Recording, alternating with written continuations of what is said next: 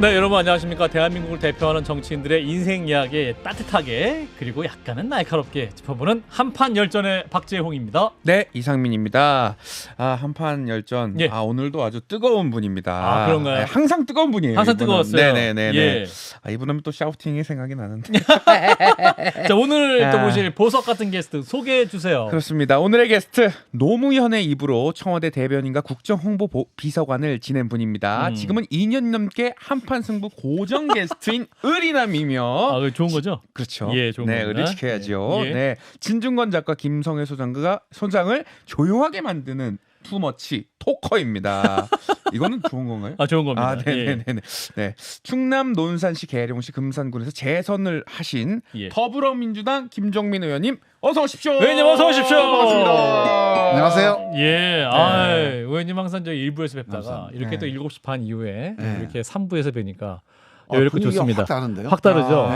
저희 둘만 있으니 훨씬 좋으시죠. 의원님 얼굴이 훨씬 밝아지신 것 같습니다. 그리고 이게 또 이 나비 넥타이가 이 분위기를 상당히 이렇게 부드럽게 하고 있습니다. 화기애애하게 가볍게 만드는 명랑하게 만드는. 네네네. 의원님 화법에는 특징이 있습니다. 어떤 특징이 있습니까? 본인이 얘기하시다가 갑자기 어느 순간 흥분을 하세요.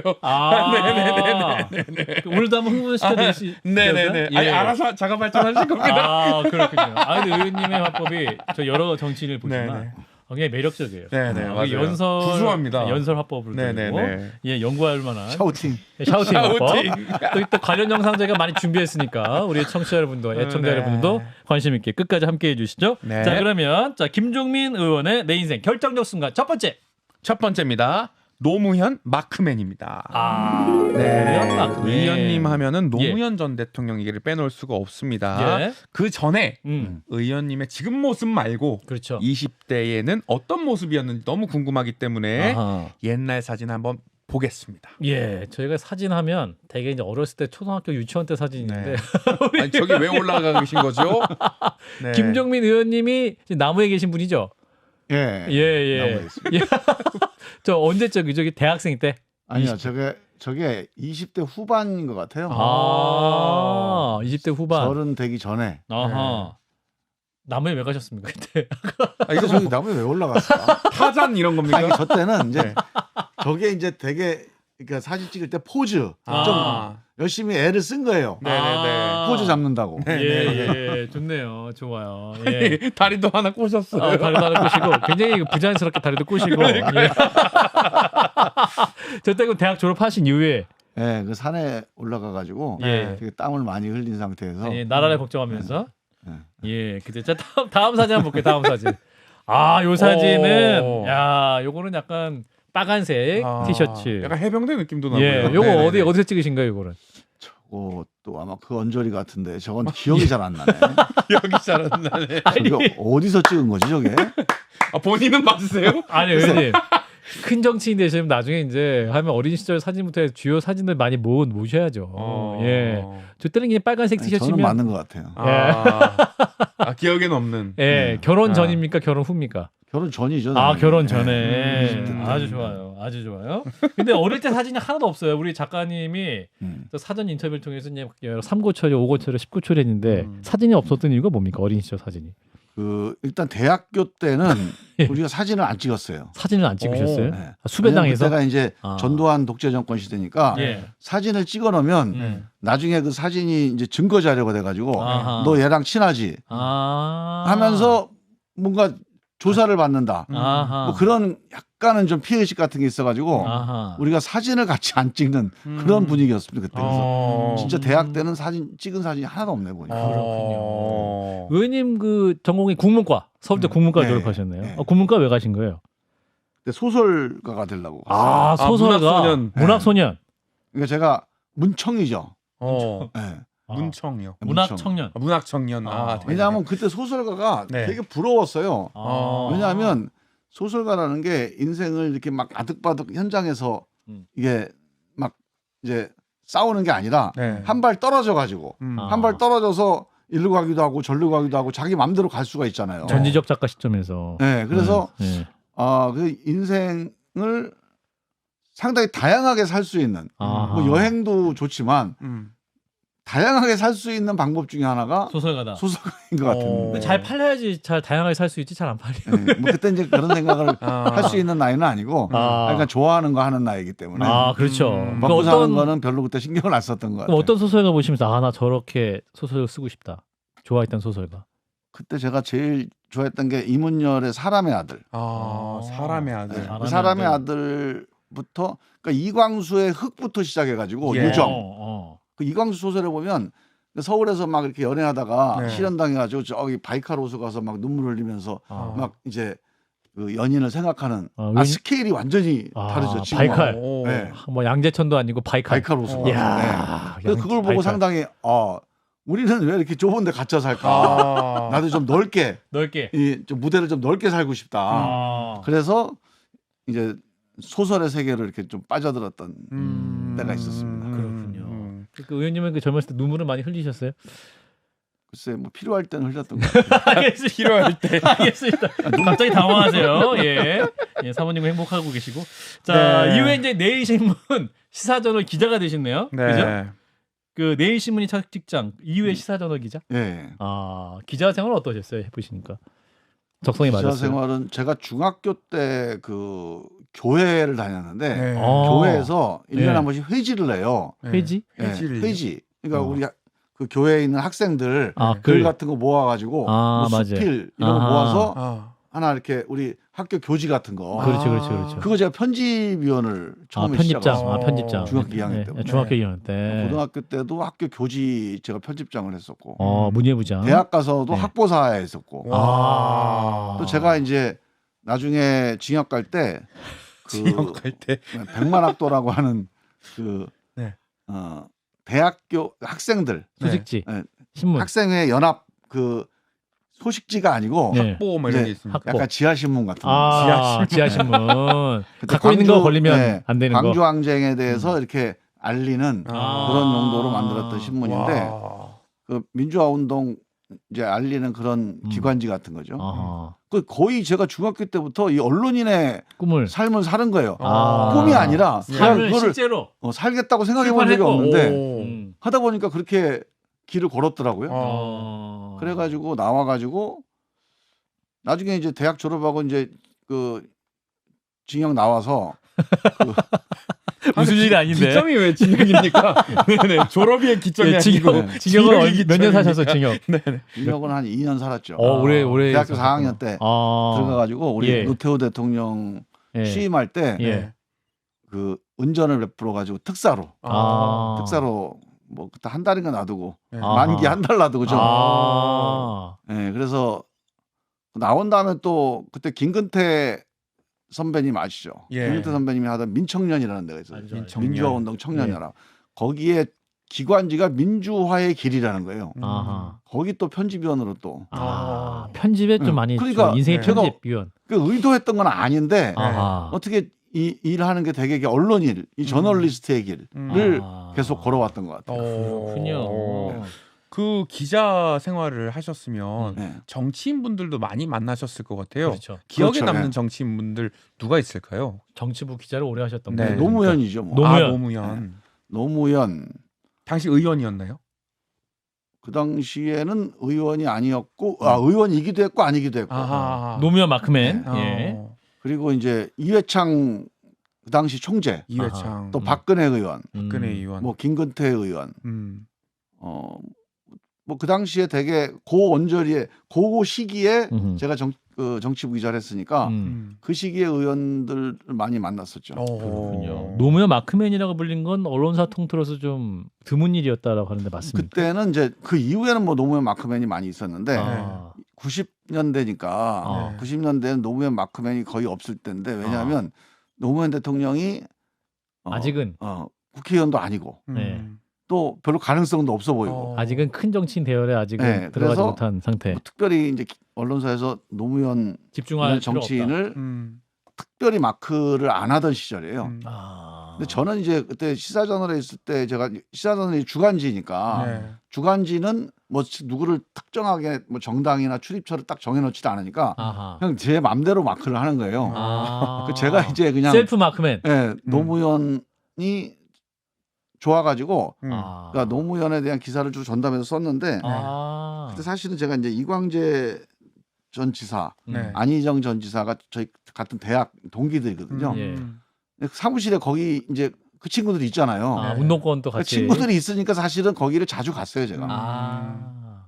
뭐 대통령도 제가 좋아하기도 했고 그래서 그냥 자연스럽게 취재를 많이 하게 되고 또 많이 자주 가면 또 듣는 게 많잖아요. 그럼 기사도 쓰게 되고 인터뷰를 또 자주 하게 되고 뭐 이러면서 좀 그 마크맨 비슷하게 이제 역할을 하게 된 거죠. 그렇군요. 자, 그럼 잠깐 또 우리 성대모사 한번 들어보겠습니다. 박근혜 전 대통령도 아니 안녕하십니까 박근혜입니다. 예. 우리 김 의원님 정말 너무하십니다.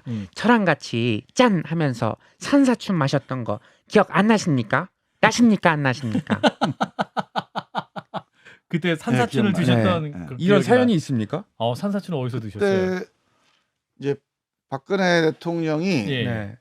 그 당 대표하기 전이고요. 예. 이제 비주류였을 때. 아, 이제 저 같은 비주류여가지고 같은 비지. 예. 약간 아픔이 있어요. 예, 아픔 끊고 갑니다. 이때 예. 의원이긴 하셨죠. 예. 그때 의원이긴 했는데 네. 이제 이해창 총재한테 아. 이제 하도 구박을 많이 당해가지고 계속 이제 뭐 주변부에 머물고 주변에 가까운 의원들 다 떨어져 나가고 혼자 남아서 뭐 한국 미래연합인가를 맞아요, 나중에 기억나네. 만들었어요. 맞아요, 탈당해서. 네, 예. 만들어서 별로 뭐 성공 못했지만 그 바로 직전입니다. 그러니까 탈당하고 하기 전인 것 같아요, 제 기억에.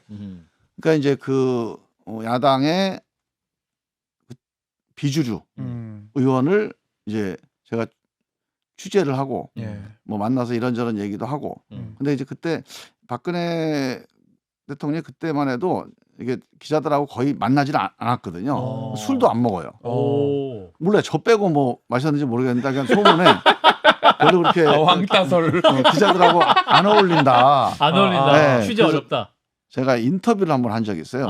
제가 이제 시사저널에서 인터뷰를 하면 예. 시사저널이 그래도 약간 그 시사지 중에서는 그래도 고급지 뭐 정론지 이런 당시에 느낌이 그랬죠. 있어가지고 당시에 그랬어요. 거기다가 이렇게 인터뷰해갖고 표지에 나가잖아요. 그럼 일면에. 그게 되게 중요한 기사였거든요. 그래서 그 인터뷰를 하니까 이제 그 고맙다고 그래서 밥을 한번 사겠다고 그래서 밥을 한번 얻어 먹은 적이 있는데 그때 이제 뭐 술을 먹어야 되잖아요. 저녁을 먹으니까. 그래서 뭐 산사춘 한잔 하고 술을 잘 안 드셨으니까 예. 산사춘이 이렇게 좀 달짝지근하고 이렇게 좀 약하죠. 예. 도수가 약한 술이니까요. 그래요. 자, 그리고 이제 노무현 대통령이 당시 김종민 시사저널 기자에게 신뢰가 상당했던 것 같은데 이렇게 말씀하셨다고요. 존경하는 국민 여러분, 노무현입니다. 김종민 기자는 제 생각을 있는 그대로 전달하는 아주 정확한 기사를 쓰는 기자입니다. 이거 맞습니까? 예. 네. 근데 그게 사실은 좀 말이 성대모사는 이상하지 않나요? 비슷했습니까? 성대모사는 완전히 정확해요. 그래요? 네. 저 지금 막 한 건데. 네. 그러니까 노무현 대통령의 제가 보니까 재선되기 전 정도의 분위기입니다. 목소리 톤이. 네. 배수구 장관하고 이런 전에 듣다 보니까 영광이네요. 네. 그래서 약간은 좀 아직은 노무현 대통령이 약간 이렇게 좀 기가 살아있는 젊은 혈기가 좀 왕성할 때 그때 느낌. 그때 느낌의 목소리. 좋아요. 근데 기사로서 이제 잘 썼다. 이게 아니 기자가 정확하게 쓰는 게 당연한 거 아니에요, 사실. 그렇죠. 그게 무슨 뭐 칭찬이 될 일이 아니거든, 사실은. 근데 이제 그 사연이 있는 게 노무현 대통령이 무슨 얘기를 하잖아요. 인터뷰를 하거나 무슨 얘기하면 항상 기사가 나오면 당신이 얘기한 거하고 다르다는 거예요, 항상. 본인 의도와 다르게 쓰다 기자들이. 그러니까 노무현 대통령이 했던 얘기 중에 특별한 표현, 뭐 특정한 또 누구를 약간 좀 공격하는 거, 뭐 이런 게 막 부각돼갖고 내가 하고 싶었던 얘기는 이건데 딴 얘기가 자꾸 기사가 되니까 이 기자들에 대해서 엄청 불만이 많았어요. 그래서 저하고도 인터뷰를 처음에 안 하겠다고 뭐 기자들 다 똑같은데 뭐 인터뷰 뭐 하러 하냐고 몇 번 안 하셨는데 제가 이제 그 인터뷰를 하면서 기사를 몇 번 썼는데. 노무현 대통령이 그 얘기를 하시더라고요. 자기가 얘기한 게 너무 정확하게 전달됐다 기사에. 그래서 그 당연한 거 아닙니까? 그랬더니 자기가 그렇게 정확하게 전달돼 본 적이 별로 없다는 거예요. 그래서 이게 기자라는 게 정확하게 써도 이렇게 칭찬을 받는구나. 아주 뭐 글을 잘 쓰거나 뭐 대단한 특종을 한 게 아니고 그냥 있는 얘기 그대로 전달했는데 그것도 이렇게 칭찬거리가 되는구나 하는 그런. 그래서 기분이 좀 묘하기도 했는데 아주 좋았습니다. 그렇군요. 그래서 이제 기자를 하시다가 이제 정치인의 길에 오시게 된 거죠. 어떻게 오시게 된 거예요? 노무현 대통령이 권유하셨던 겁니까? 아니, 노무현 대통령이 권유한 건 아니고요.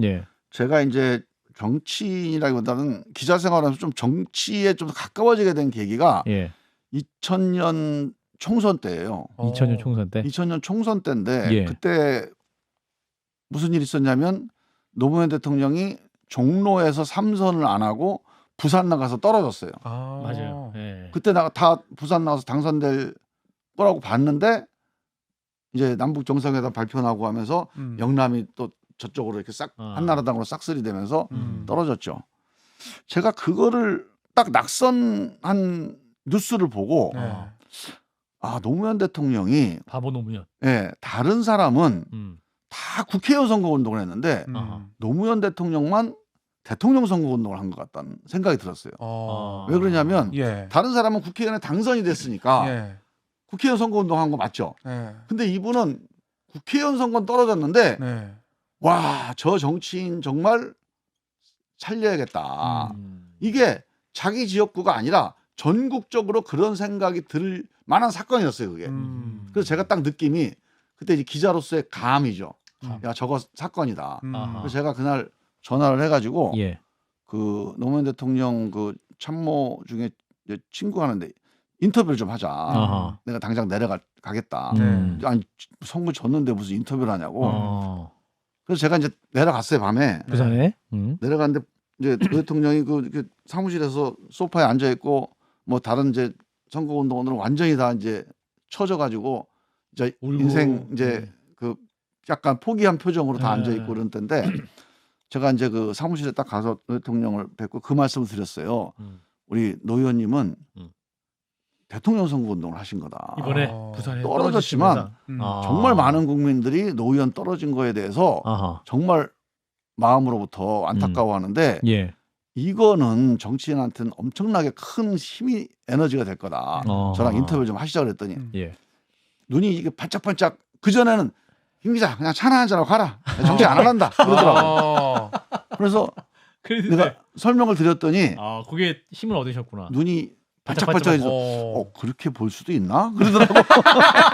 색다른 해석. 관점. 관점을 달리. 그래서 인터뷰를 했어요. 그때 인터뷰를 하면서 이제 뭐 왜 이제 부산에 내려왔고 뭐 그분의 이제 심정을 얘기를 했는데 그 제가 인터뷰 기사를 실었는데 그때 제가 서울을 이제 쭉 올라가는데 인터뷰 끝나고 이제 올라가는데 전화가 왔어요. 노무현 의원에게 전 의원에게. 그래서 편지를 하나 썼는데 이 편지도 좀 실어달라는 거예요. 기사에. 양반 인터뷰도 안 하겠다는 양반이 또 갑자기 이렇게 발동이 걸리셔서 편지까지 쓰셨네. 근데 그 편지 내용이 그때 그 편지가 그겁니다. 그 농부는 밭을 탓하지 않습니다. 그래서 비록 밭이 이제 표밭이죠. 시민들이 나를 뽑아주지 않았지만 나는 그 땅 위에서 또 농사를 지어야 되는 농부다.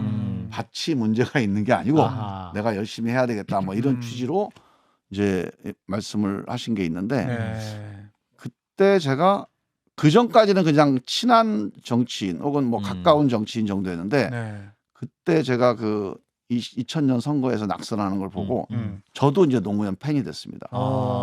그리고 나서 제가 이제 그 인터뷰 기사를 쓰고 난 다음에 한 달인가 있다가 전화가 왔어요. 어떤 분한테. 그래서 이제 제가 이제 그 기사를 쓴 거를 본 것 같아요. 전화가 와서 자기들이 노무현 관련해서 무슨 좀 모임을 한번 하려고 그러는데 와서 취재 좀 해달라. 취재. 그때만 해도 이제 뭐 노무현 대통령이 큰 이제 뉴스메이커는 아니었으니까 취재를 뭐 많이 오지는 않을 거라고 생각을 하고 취재를 시사저널에서 와달라고 그래서 우리가 이제 시사저널에서 취재를 했는데 그게 뭐냐면 노사모 발기인들이에요. 야, 우리가 노무현을 이대로 놔두면 안 된다. 그래갖고 진짜 젊은 분들이 모여가지고 노무현을 사랑하는 모임을 만들자 해서 노사모 발기인 모임을 했는데 저희가 그거를 이제 기사로 다른 그 발기인 모임을 다룬 적이 있거든요. 그래서 사실은 그때 뭐 저는 기자였으니까 뭐 노사모에 가입하거나 하지는 않았는데 그때 제가 노무현에 대해서 그냥 가까운 관계가 아니고 정치적으로 상당히 이분이 그냥 이렇게 여기서 주저앉을 뿐이 아니구나 하는 그런 생각을 한번 하게 된 계기가 됐고 그때부터 좀 친해졌죠. 가까워졌죠. 그래서 뭐 그런 뭐 관계로 이제 좀 가깝게 지내다가 2003년도에 이제 당선이 되셨으니까 그때 이제 뭐 안희정 지사나 이광재 지사가 이제 제가 기자 생활하는데 제가 기자 생활하다 잠깐 쉬었거든요. 힘들어서 쉬고 있는데 그 쉬지 말고 와서 청와대 와서 좀 도와달라고 해서 쉬지 말고 그때는 제가 이거 노무현 대통령이 뭔가 이게 새로운 세대를 대표해서 새로운 대한민국 약간 상징 같은 그런 분이니까 가서 좀 일 좀 하고 싶다 이런 욕심이 생기더라고요. 그래서 청와대 가서 일을 하기 시작했고 나이 40에 이제 대변인을 시키셨는데 청와대 대변인 40에 최연소예요. 최연소 청와대 대변인을. 여기 자랑 한번 다임 한번 끌어갈게요. 최연소 대변인. 그럼 아무나 하는 게 아니지 않습니까? 또 청와대 대변인.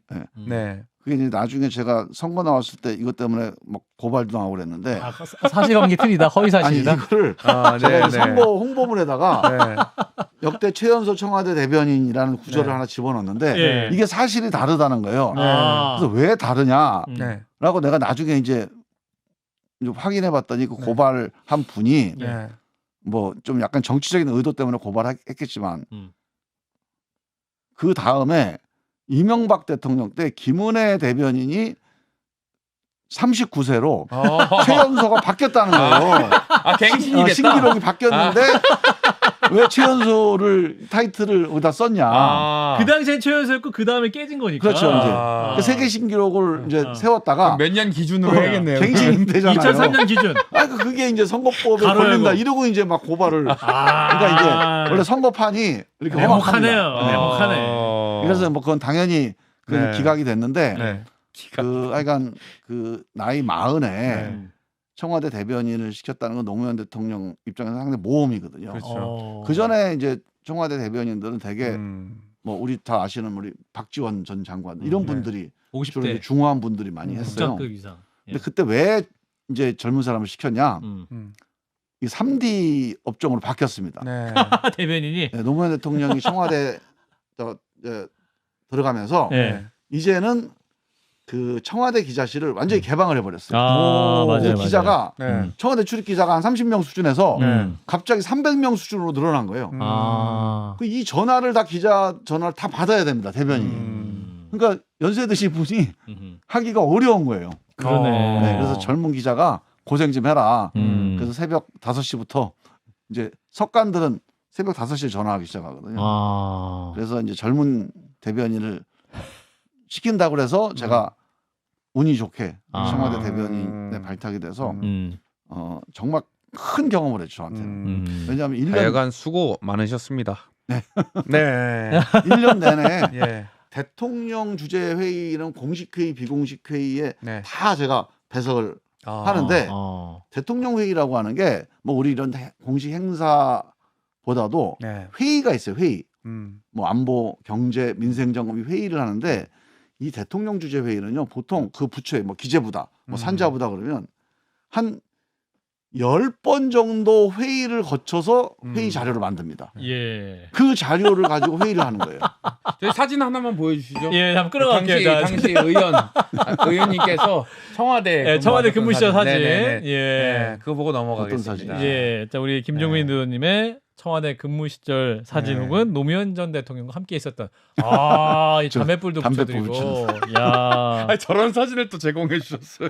노 전 대통령에게 담배 태우는 사진이 은근히 많아요. 사실 제가 애연 가셔서 노무현 대통령하고 5년을 같이 지냈는데 노무현 대통령 같이 찍은 사진이 한 장도 없어요. 두 분이 이렇게 딱 정자세로 정면을 바라보고 그때만 해도 제가 뭐 출마를 한다고 생각도 안 했을 거고 또 노무현 대통령이 늘 같이 옆에 있는 분이니까 사진 찍고 싶으면 언제라도 찍을 수 있다는 생각 때문에 같이 찍은 게 없어요.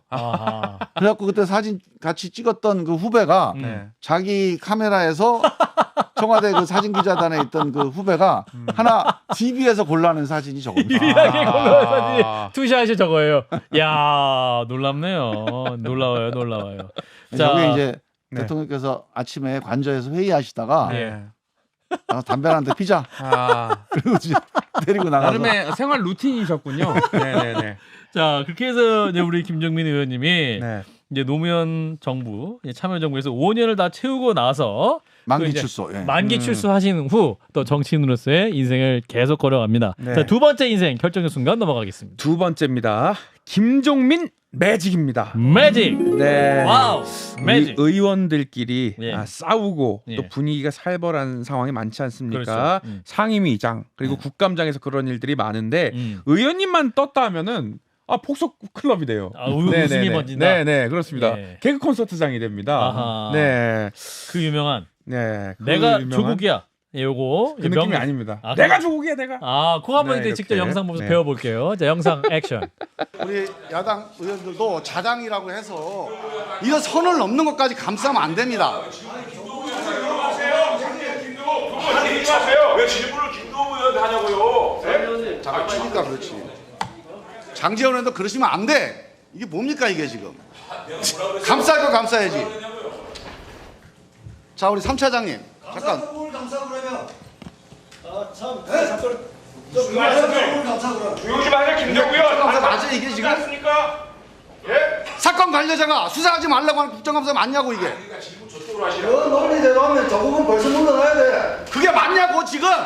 그러니까 조국이 물러나야 된다는 이야기야. 물러나 하잖아. 하면 되지. 야당 간사가 이런 건 조정해갖고 좀 정리할 생각을 해야지. 덩달아서 감싸고 말이야. 내로남은 거 따로 왜 문서지? 내가 조국이야 내가?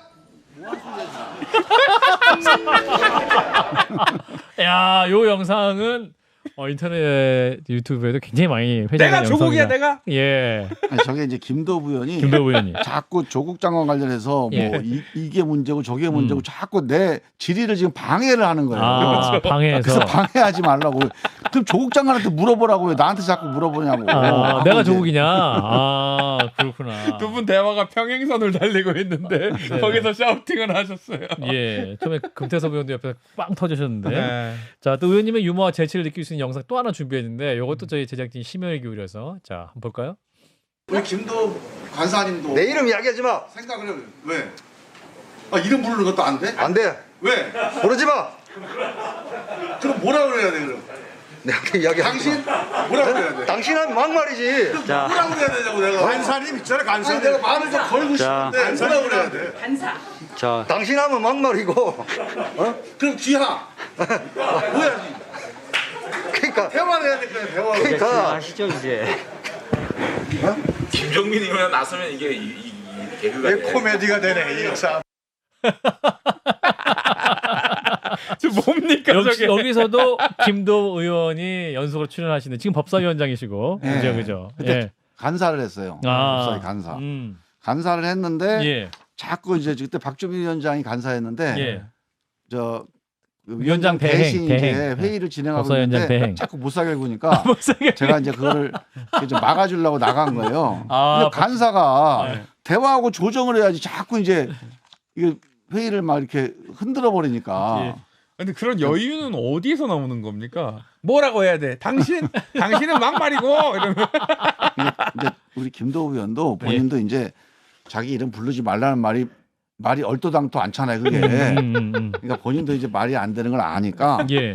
이제 그걸 또 내가 정색을 하고 또 뭐라고 그러면 좀 분위기가 좀 이상해지니까. 민망해질 거 아닙니까? 예.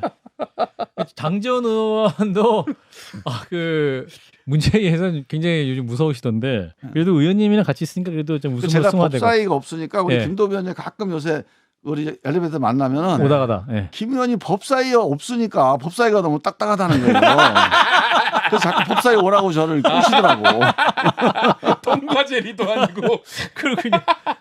장지원 의원이랑도 친하신 편인가요? 이제 불 네, 우리 꺼지면? 법사위에서 맨날 앞에 앉아가지고 아. 그거 거의 한 2년 내내 말싸움을 하느라고.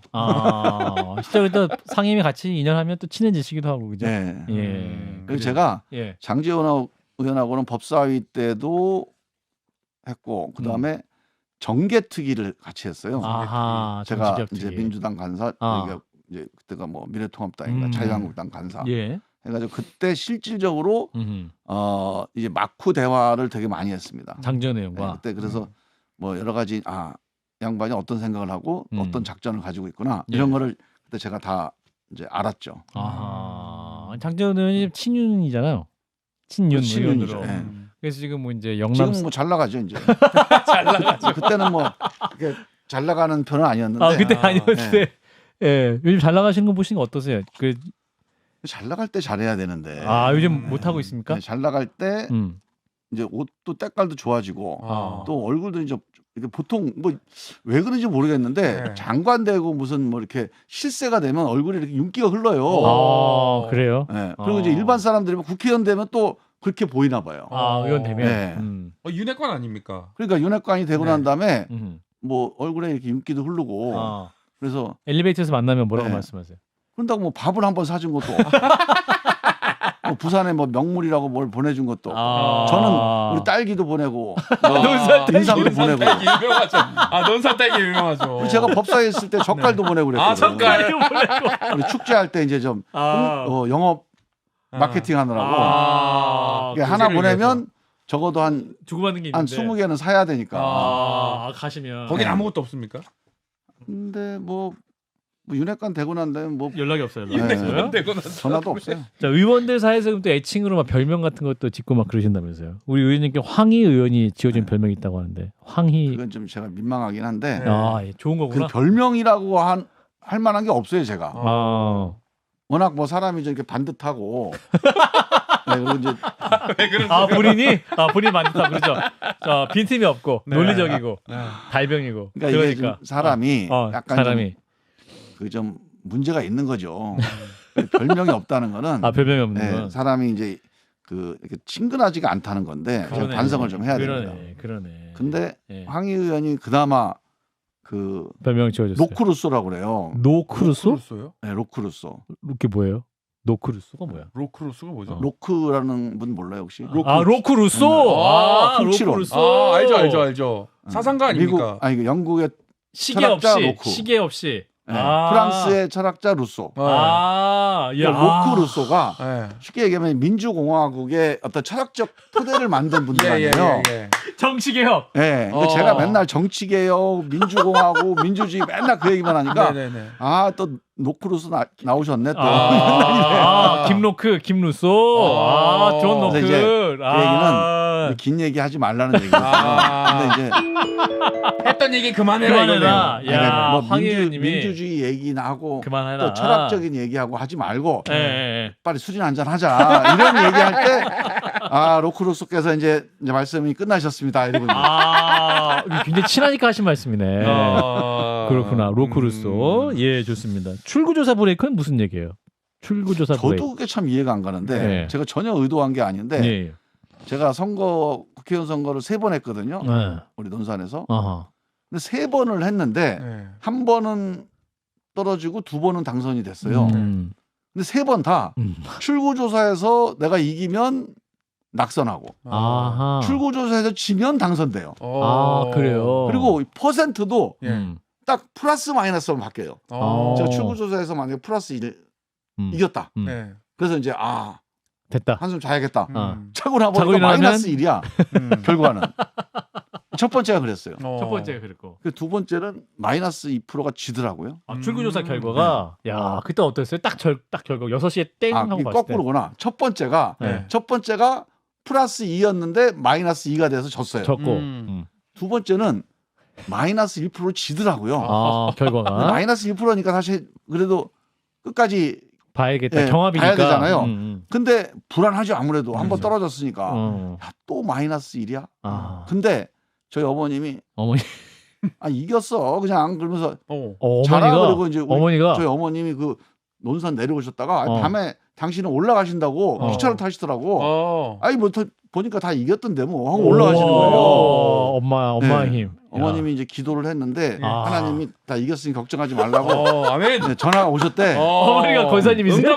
어머니 권사님이세요? 네. 그래서 그러시구나. 올라가시는 거예요. 저는 이제 무덤덤하게 올라가셨고. 종민아 응답 받았다. 응답 받았으니까 나 간다. 소련이. 속도 모르시고 저렇게 그러시구나. 근데 이제 조마조마한 거죠. 저는. 조마조마하지. 그럼요. 아들은. 근데 마이너스 1로 졌는데 최종 결과는 플러스 1로 이겼어요. 오. 그래서 이제 이거는 이렇게 이제 한번 2번 겪었으니까 이걸로 이제 끝이라고 끝이다. 보통 생각을 하는 게 정상이잖아요. 네. 그 세 번째 선거를 했는데 이번에 되게 충격적입니다. 충격적이야. 예. 제가 이제 재선이잖아요. 네. 그래갖고 그때 아까 뭐 네가 조국 내가 조국이야 이 사건도 있고 해갖고 엄청나게 인지도도 높고 해서 당연히 제가 이길 거라고 생각했어요. 민주당을 위해서 투사로 네. 막 국회 주목을 받았고 했기 때문에. 근데 마이너스 5%예요. 출구조사. 출구조사가 네. 야 그러니까 마이너스 1도 네. 야, 기분이 안 좋은데 마이너스 5. 마이너스 5 그러니까 야 바로 땡. 이거는 이거 이해가 안 간다. 이거 야. 부정선거 아니냐. 부정선거. 자 여기서 황교안 전 대표께서 나와주실 수 있습니다. 안녕하십니까 황교안입니다. 부정선거인지 아닌지는 선관위를 통해서 밝혀야 됩니다. 같이 오십시오. 개표함을 뒤집시다. 이상입니다. 예, 부정선거인 줄 알았는데 그래가지고. 황교안 대표하고 조금 안 맞아. 그래. 죄송합니다. 네네 더 영상하겠습니다. 아무튼 그래가지고. 예. 그래서 마이너스 5였는데. 마이너스 5 나오니까 야 이거는 이상하긴 한데 이상하긴 하여간 한데. 얼마나 낙담이 크겠어요. 장난 아니죠. 얼굴 사색이 됐겠네. 결론은 결론은 개표 결과는 플러스 5예요. 야 진짜. 보통 출구조사가 아니 어떻게 그렇게 되죠? 그러니까 플러스 마이너스 10% 차이 나는 경우는 거의 없거든요.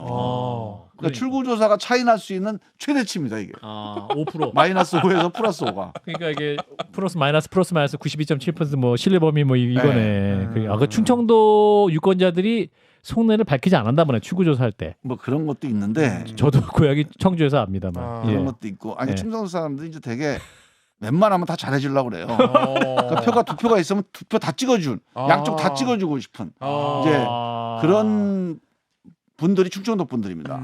진짜 좋은 분들이에요. 좋은 충청도가. 분들이. 근데 불안하시지 않습니까? 이번 선거도 누굴 찍을지 몰라요. 뭐 이런 거. 근데 그래도 개놈이 되겠죠. 기도해 보셔요.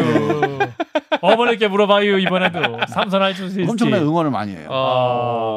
그렇구나. 김의원 예. 걱정하지 마. 김의원. 우리 논산이 있잖아 논산이. 근데 하여간 그 출구조사가 그렇게 차이가 난 이유 중에 하나는 충청도 분들이기 때문보다는 사전투표 때문이었어요. 나중에 저희가 분석해 보니까 사전투표는 제가 거의 7대3으로 앞서더라고요. 본투표는 또 한 6대4 정도로 진 거죠. 그러니까 이렇게 합치니까 5% 이긴 건데 문제는 이 출구조사는 본투표 중심으로 그렇죠. 조사를 하거든요. 맞아요. 근데 이 사전투표, 본투표 간에 이 그 지지 성향 차이가 다른 지역에 비해서 훨씬 컸던 거예요. 그렇군요. 자, 그래서 이제 우리 김종민 의원을 뵙고 있는데 그 의원님이 근데 다른 꿈, 정치 그만두면 다른 꿈 뭐 이렇게 있냐 여쭤봤더니 이거 엄청나게 또 신나게 강력하게 또 말씀하셨다고. 어떤 꿈이 있으시요? 뭘 얘기했죠? 뭐 취미 뭐 이런 겁니까? 뭡니까? 아니 뭐 그 작가, 소설가 뭐 어떤 꿈이 있으셨다. 뭐 이렇게 말씀하셨는데. 진짜 제가 옛날에 술 먹을 때 제가 나이가 60이 넘으면 꼭 소설을 한 편 쓰겠다. 전공을 살려서. 그런 얘기를 이제 농담처럼 한 적이 있어요. 그래서 이제 그 이유는 사실 60 전에는 인생을 알아야 뭐 얼마나 아냐. 한 60 돼 봐야 인생도 알고 그래야 또 소설이 좀 뭔가 이렇게 좀 깊이 있게 뭐 제대로 된 게 나오지 않겠냐. 뭐 이런 이제 핑계를 대가면서 얘기를 하는데 사실 뭐 소설이 뭐 나이 갖고 쓰는 게 아니라 사실은 뭐 그 제가 몇 번 옛날에 그 대학 다닐 때 써봤거든요. 습작을 해봤어요. 습작으로. 그때는 그거 잘 어떻게 다듬어 쓰면 신춘문예에 당선됐을 것 같기도 한데 이제 안 근데 되고. 그 어디 제가 그 소설 습작한 거를 냈어요. 무주구촌동 가서 계곡에서 이렇게 계곡길 올라가다가 계곡물에 빠뜨렸어요. 그거를. 아니 파일을 잃어버린 것도 아니고 무주구촌동에 USB도 아니고 네, 그 이제 그 종이채로 그냥 그때 동아일보가 8면이었는데 이 동아일보 그때 이 지면에 보면 광고가 있잖아요. 그렇죠. 광고에 이렇게 여백이 많습니다. 신문 지면은 여백이 없고 신문사가 어려워서 광고랑 8면을 이 볼펜으로 아주 깨알같이 쓰면 그게 이제 단편 소설 하나 분량이 돼요. 그 광고 그 공란에만 다 그래서 그 8면에다가 다 다 써가지고 예. 그 밤새 써가지고 이걸 이제 이거 가지고 제가 한번 이제 한국 문학계를 한번 뒤집어 보겠다. 네. 놀라게 해야겠다라고 이제 들고 갔는데 무주구촌동 그때 뭐 어디 놀러 갔을 때예요. 스키 타러 갔었나? 네, 어쨌든 그 무주구촌동 계곡에 올라가서 이렇게 계곡 올라가는 너무 더워가지고 너무 더워서 이 신문지를 그 어디 바위 위에 놔두고 옷도 좀 거기다 걸어놓고 이제 이게 목욕을 하고 올라가자. 목욕을 더우니까. 네. 네. 그래갖고 이제 시원하게 있고 시원하다고 나왔는데 보니까 신문지가 자꾸 거기 떠내려가는 거예요, 저게. 아니 그 소설도 더웠나 봐요. 그러니까 물소설도 물로 떠내려갔네. 그러니까 제가 그걸 좀 알았어야 되는데. 야, 이거 충격적인 에피소드네요. 무구지구촌도 계곡에 갔다가 목욕을 하고 있는데 소설 원고가 내려가고 있어요. 이거 무슨 개그 근데 꽁트 그게 이제 같아요. 그게 무주구촌동이 이렇게 돌들이 많았어요. 만약에 그냥 물만 있었으면 제가 막 쫓아갔을 텐데 돌들이 많아서 도저히 그 떠나갔어요. 그래서 네. 흘려 보냈어요. 그래서 이제 잘 가라. 네. 야, 시험장이 나걸 안 주셨어. 이거 지어낸 거 아닐까요? 너무 강물에 개연성이 제 처녀작이 이제 그렇게 야, 떠내려가고 떠내려가고. 그래서 이제 한국 문학사가 달라진 거죠. 야, 무주구촌동 계곡에 여전히 그 공포의 어디에 계곡 같아요. 야, 너무 재밌네. 너무 재밌. 눈물 났어요 지금. 야. 자, 김종민 더불어민주당 의원과 함께하고 있습니다. 무주구촌동 가면 그 생각 날 것 같아요. 네네네. 어디쯤 있을까? 예. 네네네. 자, 우리 의원님의 세 번째 내 인생 결정적 순간으로 가보겠습니다. 세 번째입니다. 역사는 이어 달리기다. 네, 의원님께서는 노무현 정부 이후에 세상이 달라졌다고 생각하시나요? 아니면 뭐 통합이 됐느냐, 분열이 됐느냐, 어떻게 지금 우리 보고 계십니까? 역사는 역사식이 어디 있느냐 판단하신다면? 이어달리기 말씀하시니까 생각나는 게 예. 2007년도죠. 예. 노무현 대통령 임기 그러니까 2008년이 마지막이니까 마지막 이제 임기 1년도 채 안 남겼을 때 그때만 해도 노무현 대통령이 엄청 힘들어하셨는데 그 이유가 참여정부 실패론이에요. 참여정부 실패했다. 그 모든 게 다 노무현 탓이야. 그러니까 뭐 예를 들어서 뭐 돌불에 걸려 넘어져도 노무현 탓이다. 뭐 이런 얘기까지 우스갯소리도 있었잖아요. 그 뭐 경제를 포기했다. 노무현 때문에 나라가 이렇다. 그런데 노무현 대통령 너무 억울하니까 한 1년 동안 아침마다 이제 저를 불러가지고 우리가 한번 평가를 해보자. 이 다른 사람들이 너무 우리를 부당하게 평가하는 것 같은데 우리가 평가해서 이거 갖고 한번 책을 내자. 자체 평가로. 참여정부 평가 작업을 당신 스스로 한 거예요. 그래서 제가 이제 가서 받아 쓰고 그래서 뭐 물어보기도 하고 이 작업을 1년 동안 아침마다 했어요. 아까 그 담배 피던 게 그 작업하다가 이제 담배 피신 거예요. 근데 그거를 하시다가 이제 8월쯤에 그런 얘기를 그 5월쯤에 그런 얘기를 하시더라고요. 내가 노무현이 정치를 한 거는 이 영원한 통합 그리고 뭐 부자하고 서민들 간의 양극화 해소 통합 이 국민 통합을 위해서 정치를 시작했는데 아니 노무현이 대통령이 됐으니까 나라가 더 통합돼야 되는 게 맞는 거 아닌가? 김종민 씨 솔직하게 얘기해봐.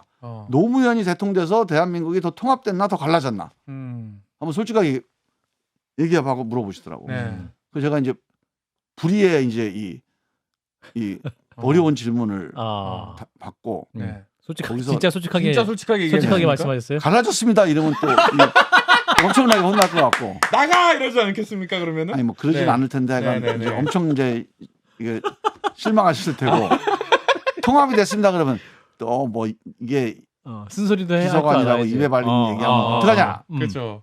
그래서 이제 뭔 얘기라도 혼날 만한 상황인 거예요. 그래서 그래가지고 제가 그래도 나름대로 정론직필 진심을 다해서 대한민국이 통합돼 나가는 과정이라고 봅니다. 이런 이제 그 현답을 한 거예요. 실제 그게 사실입니다. 그러니까 약간 노무현 대통령 역시 루소님과 로크시니까 루소 뭐 좀 갈등도 있고 또 여러 가지 뭐 세대 간의 논쟁 뭐 이런 뭐 보수 진보 간에 그런 게 있었지만 노무현 대통령이 대연정 FTA 하면서 대화와 타협의 정치를 목표를 내걸고 양극화 해소를 내걸고 목표를 내걸었으니까 그 목표를 향해서 통합을 향해서 가는 과정에 우리가 있는 거니까 너무 뭐 신경 쓰지 마십시오. 뭐 이런 말씀을 드렸는데 실제로 노무현 대통령이 그렇게 생각을 하셔요. 이 과정을 통해서 이 진통을 겪으면서 결국은 통합으로 가야 되는데 당신 때에는 그 모습을 보기가 어려울 것 같다. 근데 역사가 뒤로 갔다가도 다시 또 갈 거다. 그때는 이제 이명박 후보가 거의 이제 그 대통령 될 가능성이 높아진 한 9월쯤에 그 얘기를 하시면서 역사가 퇴보했다가도 결국은 제자리로 갈 거고 내가 못했던 거 그때 이제 특히 이제 대연정과 대화와 타협의 정치, 국민 통합 정치 이게 선거법 개정, 개헌 이게 노무현 대통령한테는 엄청난 큰 그 필생의 업이었거든요. 숙제였는데 이거를 진도가 하나도 안 나가고 이제 끝나가는데 나는 이렇게 끝나지만 언젠가는 10년, 15년 후에는 이 내 얘기가 씨앗이 돼서 누군가 이어달리기를 할 거다. 이 바톤을 갖고 누군가 뛰어갈 거다. 사실 제가 정치에 들어와서 정치를 시작했던 동기 그리고 그 이후에 정치를 하면서 가장 크게 제 마음속에 이렇게 담가놨던 씨앗이 바로 그 얘기였어요. 그 문장이었습니다. 역사는 이어달리기다. 이 정치, 이 통합의 정치, 이 제대로 된 정치를 위해서 누군가는 이어달리기를 할 거다. 그 누군가가 내가 되고 또 내 옆에 있는 의원이 되고 이게 10명이 되고 20명이 돼서 결국은 그 새로운 정치, 노무현의 정치개혁이 이루어질 거다라고 그 청운의 꿈을 안고 이제 이 국회에 들어온 거죠. 근데 그게 지금 제가 이제 국회의원 8년이 됐는데 사실 저는 8년 동안 개헌특위도 하고 정개특위도 하고 해서 사실 이제 이 정치개혁을 거의 올인하다시피 정치를 국회의원 의정생활을 했거든요. 그리고 늘 그걸 하면서 이 노무현 대통령 때 못한 거니까 이게 거의 한 10몇 년이 지났으니 지금쯤이면 이거는 돼야 된다. 이거 이어달리기에 이제 성공을 해야 된다. 그래서 되게 낙관을 했어요. 그러니까 제가 정치하는 동안에 뭔가 결과가 나올 거다. 뭔가 열매가 열릴 거다. 근데 오히려 더 거꾸로 간 거 같아서 요즘에는 정말 노무현 대통령 생각하면 좀 미안하기도 하고 그리고 나도 그러면 노무현 대통령처럼 또 역사는 이어달리기다 하고 누군가에게 이 바톤을 이제 넘겨야 될 때가 이제 언제인지 모르겠지만 또 그런 거 아닌가. 근데 뭐 해놓고 물려줘야지. 노무현 대통령처럼 뭐라도 이렇게 크게 한번 흔들어 놓고 실패했더라도 그리고 물려줘야지. 지금 뭐 했나 뭐 이런 생각이 들면서 하여간 답답합니다. 답답하시다는데 오늘 시정연 선수 하셨는데 자 대통령님 잠깐 나와주실까요? 아니 그 이어달리기 제가 바톤 이어받는 거 아닙니까? 제가 그 오늘 큰맘 먹고 이재명 대표 그리고 야당 대표들하고 손 잡고 환담하지 않았습니까? 이쯤 되면은 우리 대통령이 달라졌어요 하고 김종민 의원부터 나와서 칭찬해 주셔야 되는 거 아닙니까? 이거 어떻게 평가하십니까? 자 의원님 오늘 시정연설 악수하신 거는 뭐 잘하신 것 같은데 저는 윤 대통령한테 진짜 불만이 있는 게 저는 뭐 당은 다르지만 윤 대통령이 대통령이 된 거는 기존의 낡은 정치를 어떻게든 바꿔보겠다 그런 마음 때문에 아마 시작했을 거라고 봐요. 그리고 실제로 정치 한 번도 안 해본 분을 대통령으로 뽑아준 국민들은 그것 때문에 뽑아준 겁니다. 근데 대통령 되고 나서 이 정치를 바꾸겠다 또 정치를 바꾸기 위해서 뭘 하셨어요 사실. 제가 그래서 선거법 개정이라든가 이 제왕적 대통령제를 고친다든가 개헌 안 해도 됩니다. 제왕적 대통령제라는 게 뭡니까? 대통령 마음대로 모든 걸 다 하는 건데 이건 조선시대 왕도 이렇게 안 하거든요. 그러면 개헌이 아니더라도 국회하고 대화해서 장관 뽑고 장관 추천도 받고 이렇게 하면 통합의 정치가 돼요. 통합의 정부를 만들 수 있어요. 그런데 나랑 가까운 사람 야당하고 제일 잘 싸울 수 있는 사람 이런 사람 장관시키고 저는 이거는 진짜 국민들이 윤석열 대통령을 뽑아준 그러니까 영선 정말 정치 안 해본 정치 초짜 대통령을 뽑아준 이 국민들의 민심을 거역하는 거라고 봐요. 저는 이게 우리 윤석열 대통령도 그렇고 이재명 대표도 다 영선이잖아요. 이 영선 두 분을 여야의 대통령으로 뽑은 국민들 뜻이 정치 안 해봤으니까 정치 좀 바꿔봐라. 그래서 다들 정치 바꾼다고 그래서 개헌도 한다고 그러고 선거법 고친다고 그랬는데 뭐 이재명 대표 제가 불만이 그거예요. 아니 1년 동안 당대표 하면서 선거법 고치기 위해서 정말로 뭘 했냐 이거죠. 아무것도 안 해요. 그럼 뭐 얘기하면 그 우리 당에 불리하다는 거예요. 유불리가 중요한 게 아니죠. 우리 당에 불리하고 나에게 불리해도 우리 정치하고 국민에게 유익하면 개혁해야죠. 그 윤 대통령이나 이재명 대표나 정말 두 분이 정말로 반성해야 됩니다. 예. 이제 민주당 얘기가 잠깐 나왔는데 자, 이재명 대표가 이제 그 지명직 최고위원 인선을 했습니다. 박정현 전 대덕구청장을 임명을 했고 또 조정식 사무총장 거치 논란도 있는 상황에서 이제 친명계를 이제 최고위원 지명했다. 이제 그 논란이 있고 근데 이재명 대표는 그분이 친명입니까? 또 이렇게 되묻는 상황도 있었는데 의원님은 어떻게 보십니까? 이 당내 상황? 그 뭐 제가 얘기 안 해도 다 아실 만한 분은 아시고요. 예. 그러니까 저는 뭐 이재명 대표가 잘못하고 있다고 보는데 예. 이렇게 가는 게 모르겠어요. 당신 보기에는 당신한테는 유리하다고 생각하고 이런 선택을 하는 것 같아요. 아하. 근데 제가 보기에는 이재명 대표 본인한테 안 좋습니다. 그런가요? 우리가 이제 바둑을 둘 때 보세요. 예. 바둑을 둘 때 귀에서 두 집이 나야 살잖아요. 그래서 열심히 귀에서 두 집을 내려고 해요. 근데 그렇게 두 집 나서 살아요. 근데 전체 바둑을 보면 나중에 지는 경우 많죠. 귀에서 두 집 나고 변에서 두 집 난다고 사는 게 아닙니다. 두 집 날 때 두 집 나고 중앙으로 뛸 때 중앙으로 뛰어야 돼요. 중앙에다가 돌을 갖다 놔야 될 때가 있잖아요. 그런 때 돌을 갖다 놔야 되는데 야 이거 두 집 나는데 아슬아슬한데 계속 거기다가 손이 가갖고 거기다 계속 돌을 지금 쌓고 있는 거예요. 아니 친명 지도부가 없습니까? 차고 넘치잖아요 지금. 국민들 보기에 저 사람은 속이 좁은 사람이구나. 저 사람은 큰 정치할 사람이 아니다. 이거를 광고하는 거예요 지금. 예. 아니 그러니까 당대표하고 끝날 겁니까? 난 이해가 안 갑니다. 이 좋은 기회에 그리고 김대중 대통령이 이재명 대표보다 훨씬 더 정치적으로 기반이 튼튼한 대통령이었어요. 힘이 센 대통령이었어요. 근데 김대중 대통령이 당권을 잡고 있는 동안 한 번도 동교동계, DJ계, 호남계로 독식해 본 적이 한 번도 없습니다. 늘 6대 4입니다. 김대중 대통령하고 가까운 분들, 좀 가까운 분들 6. 김대중 대통령한테 쓴소리하는 사람 4. 그때 뭐 김상현인지 재한지 뭐 전문가인지 뭐 다. 심지어는 김종필 총리하고도 같이 연합을 했. 그래서 국민 과반수 정치를 완성시킨 겁니다. 민주당이 그전에 국민 과반수를 못 얻었어요. 호남에 25% 갖고 어떻게든 생존하는 민주당이었거든요. 근데 생존이 아니라 집권하는 민주당이 됐잖아요. 그게 바로 그런 6대4 정치를 통해서 국민 과반수 정치로 간 거예요. 지금 이재명 대표가 그 김대중의 길을 가야 되는데 지금 황교안 대표 길을 가는 거예요. 유튜브랑 같이 어울리고.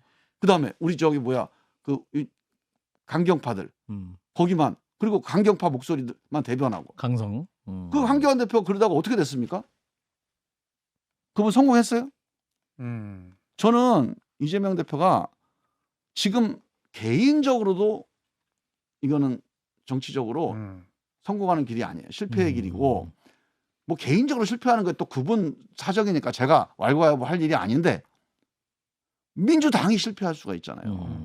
지금 윤석열 대통령이 뭐 잘못하니까 민주당 찍어줘야겠다 여론이 높아요. 근데요 지금 민주당으로 이게 다 왔으면 민주당이 잘했으면 일로 와서 완전히 민주당으로 결집이 됐을 겁니다. 안 와요. 그러니까 저쪽에서 빠져나오는데 민주당으로 안 옵니다. 근데 표를 찍을 때는 민주당을 찍을 사람들이 많겠죠. 근데 한 가지 윤석열 대통령이 계속 잘못해야 됩니다. 지금같이. 계속 잘못해야 돼요. 윤석열 대통령이 예전 우리 대선 때처럼 30% 이하로 막 떨어졌다가 거의 10%까지 차이 났었잖아요. 네. 그때 가서 울산 가서 뭐 이준석 대표랑 또 뭐 러브샷 한잔 하고 나서 막 그때는 뭔가 뭐 진정성이 있던 없던 국민들한테 뭔가 됐죠. 변했다. 그러니까 어떻게 됐습니까? 이재명 이겼죠. 대표 줬어요 그때. 지금도 난 비슷하다고 봐요. 지금 민주당이 잘해서 국민들이 지금 민주당을 찍어준 게 아니거든요. 민주당을 믿어워서 찍어준 게 아니에요. 그렇다면 더 잘하고 더 겸손하고 더 혁신해서 그 민심을 우리 걸로 만들어야 되는데 그 생각을 안 하고 지금 오만한 거죠. 민심을 이제 흔들 수 독주하고 있는 있는 거예요. 그 요소가 나오는 것 같기도 합니다. 이제 김포시를 서울시를 편입하자. 그리고 이제 경기도 주변에 또 작은 도시들이 우리도 편입시키자. 이런 요구가 있지 않습니까? 이 부분이 수도권을 흔들 수 있는 민주당의 악재가 될 수 있을까요? 뭐 정책이라고 하는 거는 되게 정직한 거거든요. 정책이 국민들한테 저거 의미가 없다 이런 건 없어요. 의미가 있습니다. 그 각자가 갖고 있는 함량만큼 아마 도움은 될 겁니다. 표에. 예. 그런데 저는 그 정책 하나로 선거가 좌우되지는 않는다고 봐요. 그 하나 말고 그걸 얼마나 진정성 있게 추진하느냐 그 이후의 과정. 또 이것만이 아니라 이거 보니까 다른 것들도 잘하네. 이런 것들이 누적이 돼야 그게 효과가 있는 거지. 예. 뭐 김포 하나 가지고 되는 건 아닌데 저는 우리 민주당이 약간 긴장해야 된다고 보는 게 여당이 그런 프리미엄이 있어요. 자, 예를 들면 자, 김포를 서울로 편입시키자 하고 이재명 대표가 얘기를 했다고 치자고요. 네. 그럼 어땠을까요, 반응이? 뭐 야당이 뭐 힘이 있냐? 야당이 저렇게 하면 뭐 오히려 여당이 더 안 하겠네. 그럴 거냐? 자기 또 뭐 사법 리스크 저거 뭐 재판 리스크 저거 무슨 뭐 덮으려고 저러는 거 아니야? 안 돼요. 근데 여당이 하니까 저거 되겠네 이래버리잖아요. 이 여당 프리미엄이거든요. 이 여당 정책 프리미엄을 제가 지금 알고 있는 것만 해도 벌써 한 대여섯 개 지금 준비를 하고 있습니다. 카드가 있으니까 지금 물 밑에서 지금 만지작거리고 있어요. 되게 많군요. 김포 수준의 카드. 그러니까 이게 김포가 어떻게 보면 신호탄입니다. 신호탄이다. 이를테면 어떤 게 더 있어요? 김포 말고. 제가 이거는 이제 저희도 대처를 해야 되니까 예. 예를 들면 공매도 같은 거 있잖아요. 공매도. 공매도도 저는 지금 정부가 이 공매도가 상당히 지금 이제 현장에서 개미들이 이 문제에 대해서 상당히 심각하게 문제 제기를 하고 있거든요. 예. 그래서 어떻게든지 이거 대처를 해야 됩니다. 주가가 엄청 떨어지고 있어요. 제도 개선을 해야 돼요. 그런데 이 문제에 대해서 저는 여당이 상당히 적극적으로 정책 대응을 할 것 같은 느낌을 받았어요. 그게 단순히 이제 우리 그 유권자들이 또는 개미들이 문제 제기만을 해서가 아니라 그게 이런 여당의 또 선거 앞두고 정책적인 이거 리스판스 이런 측면에서 움직일 것 같다. 그런 느낌을 받아요. 오늘 우리 그 코로나 서민 중소기업 소상공인 대출 그거 탕감하는 것도 발표했잖아요. 예. 이것도 우리 민주당에서 1년 내내 하던 얘기입니다. 제가 정무위에서 회의할 때마다 하던 얘기예요. 근데 그때만 해도 뭐 모랄해저드 때문에 뭐 신중해야 됩니다. 하여간 뭐 잘 알겠는데 뭐 저희한테 맡기십시오 이러고 별로 진도가 안 나가던 게 딱 발표가 되잖아요. 예. 그러니까 이런 것들에 대해서 우리 민주당이 상당히 긴장해야 된다. 긴장하고 이거 단순히 이거 김포 문제에 국한될 건 아니다. 저는 그렇게 봐요. 야당이 좀 두려운 상황인 건 맞습니까? 아니, 두려운 상황이라기보다는 그 문제에 대해서 우리가 긴장해야 되는 건데 두려워할 필요는 없어요. 우리는 그것보다 더 잘할 수 있잖아요. 민주당이 조금만 잘하면 돼요. 그러니까 저 사람들하고 비슷하게만 해도 우리는 이길 수 있는데 저 사람들이 바뀌는데 우리 안 바뀐다? 이러면 지는 거죠. 그럼 의원님 저하고도 손 한번 잡아주시죠. 네. 어렵습니까? 갑자기 긴장하셨어. 이재명 대표. 뭐라고 했는지 손 한번 잡아주시죠. 손 한번. 통합을 해야 된다 이런 거죠. 통합. 손을 잡아야죠. 손 잡으신답니다. 순간 공기의 흐름이 달라져서 대표님 손 잡으신답니다. 김대중의 길을 가시면 다 손을 잡게 돼 있습니다. 김대중의 길을 DJ 길을 가시라. 자, 더불어민주당 김종민 의원과의 한판 열전 이제 끝을 향해 가고 있는데요. 자, 한판 열전 출연자도 피할 수 없는 한판 승부 구독과 좋아요를 요청하는 코너가 되겠습니다. 저 카메라를 보시고 겸손한 한 표를 요청하는 마음으로 한판 승부 구독과 좋아요 요청을 해주십시오. 액션. 제가 의원님이 하시면 됩니다. 네, 의원님 해주셔요. 네. 우리 한판 승부 구독 좋아요 부탁합니다. 이야, 가장 박력이 있었어요. 역시 그 무주구촌동 계곡에서 목욕을 하시는 분이라 역시 기상이 다릅니다. 자, 방송을 하시는 분이에요. 방송을 하시는 분이에요. 자, 마지막 한판 여전 공식 질문. 내 인생의 한 줄로 요약한다면? 네, 우리 김종민 의원님 오늘 1시간 또 함께해 주셨는데 내 인생 한 줄로 요약한다면? 그것도 제가 해야 돼? 그렇습니다. 저희가 해드릴 수는 없습니다. 예. 루코로서. 제 인생은 뭐 아직 인생이 많이 남았기 때문에 요약하기에는 좀 이른 나이인데요. 그냥 지금까지 쭉 살아오면서 제가 이렇게 좀 마음에 이게 두고 있는 아. 단어는 뚜벅뚜벅입니다. 아 뚜벅뚜벅. 아. 되게 인생 살다 보니까 좋은 때도 있고 안 좋은 때도 있고요. 그러니까 좋은 때도 뚜벅뚜벅의 마음을 가져야지 이게 갑자기 막 이게 성큼성큼 성큼성큼 아니면 막 날라다니고 그러면 안 되고 아. 그다음에 어려울 때도 예. 뭐 처지고 주저앉을 필요가 없고 아하. 꾸준하게 뚜벅뚜벅 가면 아하. 그러니까 늘 인생이라고 하는 게 그 간만큼 걸음걸이만큼 보답이 있고 결과가 있는 거니까 뚜벅뚜벅이란 말이 저한테는 좋은 것 같아요. 네, 저 의원님의 말씀처럼 뚜벅뚜벅 또 한국 정치, 한국 사회 변화를 위해서 뚜벅뚜벅 앞으로도 걸어가 주시길 바라겠습니다. 또 한판 승부 고정 출연자시니까 또 다음 주에 나오실 때도 저희가 기대하고 뵙도록 하겠습니다. 자, 이상민 크리에이터 오늘 어떻습니까? 아 저는 사실 예. 내가 조국이야 내가 이거 하실 때 사실 굉장히 좀 가볍게 봤거든요. 무슨 국회의원이 저런 분이 다 있어. 아하, 그랬는데 아무튼 인생 얘기를 들으면서 좀 다르게 보게 될 것 같습니다. 예. 좀 만회가 좀 됐습니까? 만회가 많이 됐습니다. 네네. 예. 생각이 아주 철학이 있으신 분이라는 걸 알게 됐습니다. 룰로스. 네, 예, 알겠습니다. 자, 한판 열차 오늘 여기까지고요. 또 다음 주 화요일 저녁 7시 30분에 또 새로운 게스트, 보석 같은 게스트와 함께 만날 걸 약속드리면서 자, 오늘 김종민 의원과의 시간은 여기서 마무리하겠습니다. 자, 함께해 주신 여러분 고맙습니다. 고맙습니다. 감사합니다. 우리 한판 승부 구독, 좋아요 부탁합니다. 이야, 가장 방향이 있었어요. 역시